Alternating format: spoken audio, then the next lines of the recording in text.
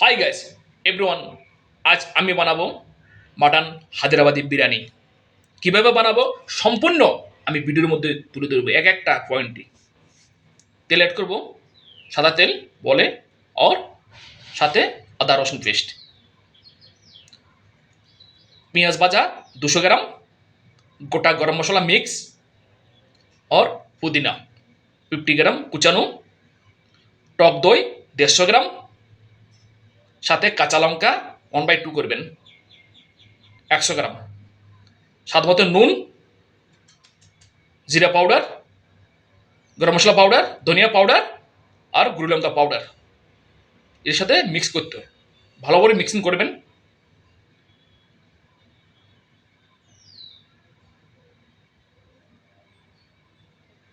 একটু haldi powder add করবেন কালারের জন্য, আর গ্রিন এলাচি পাউডার, সাথে দেশি ঘি 100 গ্রাম।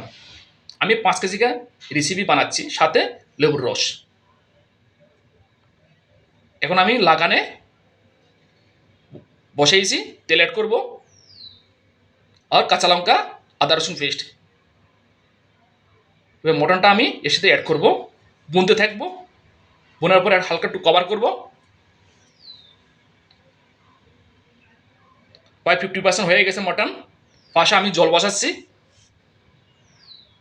কাঁচা লঙ্কা, গোটা গরম মশলা, আদা রসুন পেস্ট আর স্বাদ মতো নুন।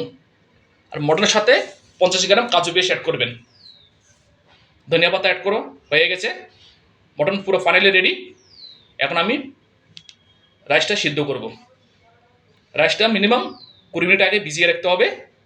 হয়ে গেছে, 50% রাইস হয়ে গেছে। এখন আমি দমে বসাচ্ছি।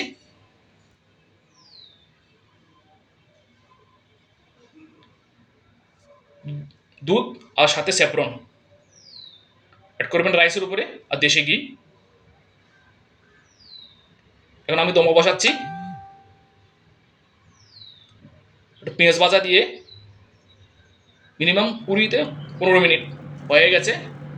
একদম প্রফিট হয়ে গেছে। এটা মটন দম বিরিয়ানি হায়দ্রাবাদি স্টাইল, খুব দারুণ রেসিপি। এটা হোটেল স্টাইল। যদি আপনাদের ভালো লাগে অবশ্যই আমাকে লাইক এবং কমেন্ট করবেন। আরও নতুন নতুন ভিডিও নিয়ে আসবো। Thank you, welcome.